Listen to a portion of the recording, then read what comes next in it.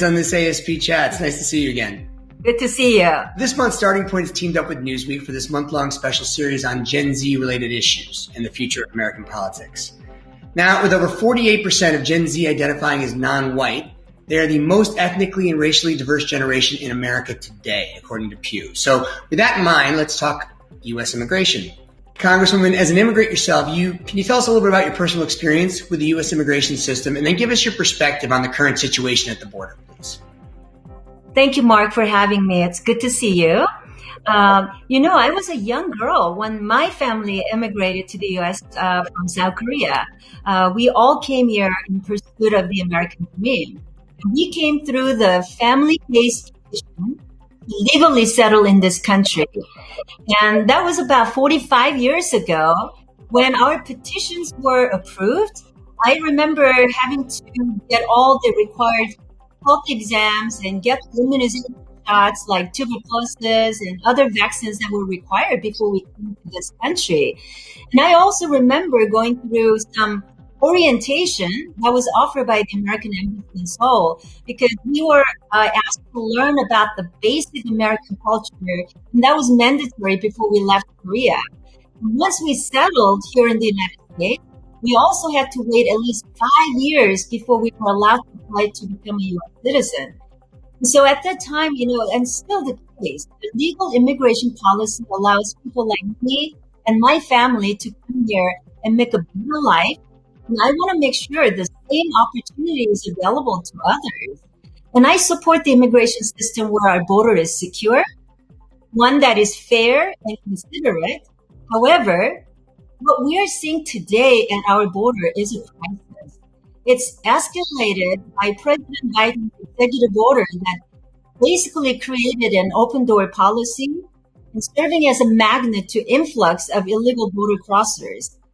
And I hope we can come together to succeed where Congresses in years past have failed. And I hope we can secure the border and work on this common sense immigration solution. Well, this bleeds into the next question. The U.S. is seeing an increasingly high volume of unaccompanied children crossing the border. What do you believe has caused that increase? You're right. I was down at the border last week, and what is happening at our border is a humanitarian crisis. The unaccompanied children are children under the age of 18, and they are treated and processed differently at the U.S. borders. Under the current system, about the Title 42. It's the U.S. code that permits the Department of Homeland Security to rapidly deport all individuals apprehended at the border without a valid visa. But the Biden administration's approach to immigration and changes in immigration policy indicating that they will not enforce Title 42 when it comes to unaccompanied children, I believe have led to an increase in these unaccompanied minors whose parents send their children over the border, believing and hoping that they will be let in and released in the United States. I'm a mother of 4, so it breaks my heart to see the flow of unaccompanied migrant children crossing the border, making those dangerous journey without proper care, food, or shelter. So we got to do better. So once these children are in the United States and they're in our custody while they're processed, so what are your thoughts on the system to handle and provide safe care for the child migrants? It's clear that our facilities are over capacity. Our Border Patrol, the Customs and Border Protection officers, and Health and Human Services are stretched really thin. And as I said, I went down to the border last week.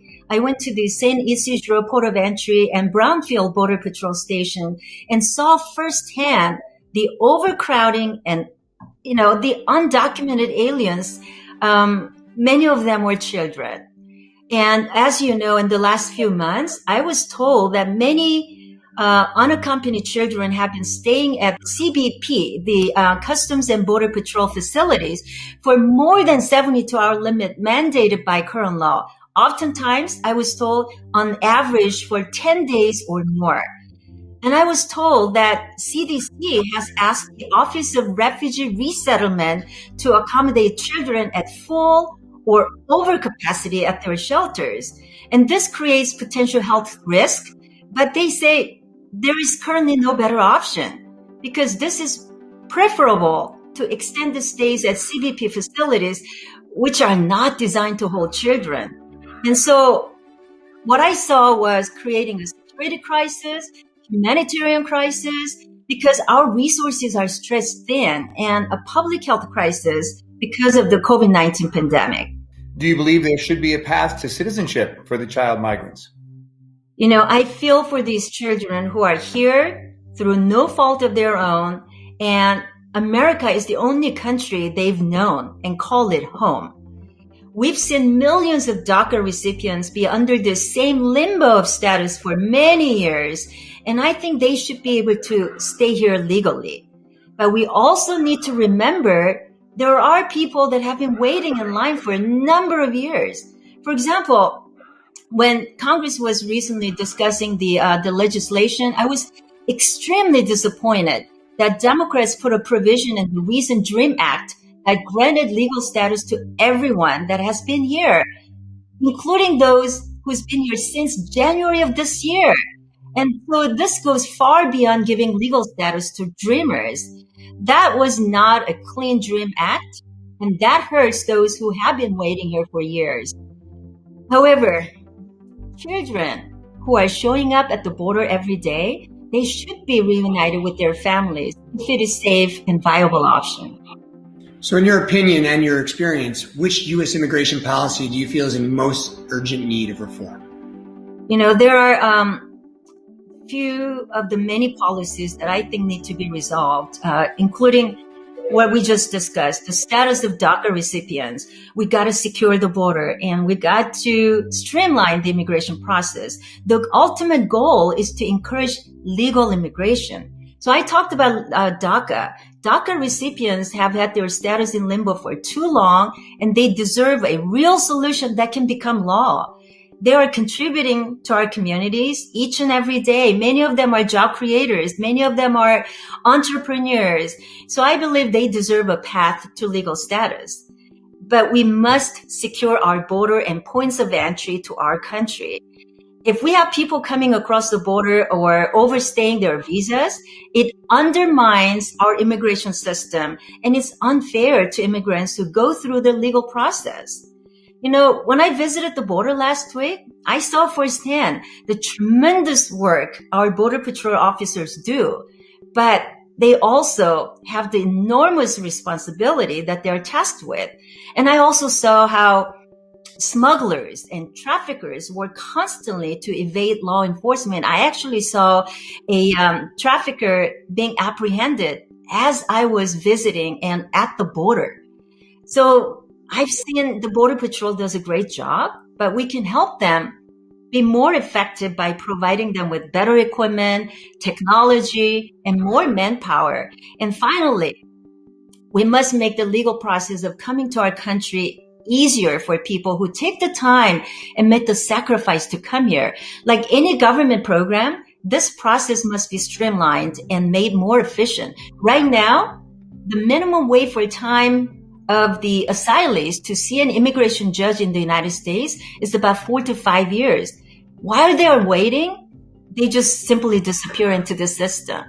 So if we can process these applications in Mexico and do the vetting process there first, I believe the legal process can be streamlined on the U.S. side. Is there any chance of bipartisanship solutions when it comes to the immigration issues, or are the two parties just too far apart? Congress is probably the most partisan institution that I've seen, but the reason past Congresses have failed at this is because both sides just couldn't seem to agree. But right now, we have a tight majority in the House and in the Senate. And this is probably the most realistic time to get a true bipartisan reform passed.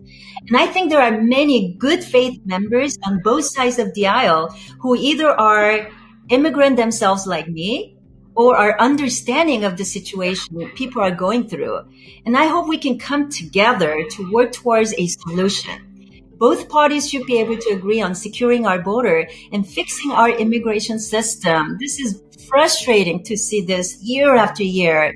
And so we need to deal with those people like DACA recipients in a compassionate way. That's why I said I was disappointed to hear the bills coming to the floor without even having the chance for bipartisan input.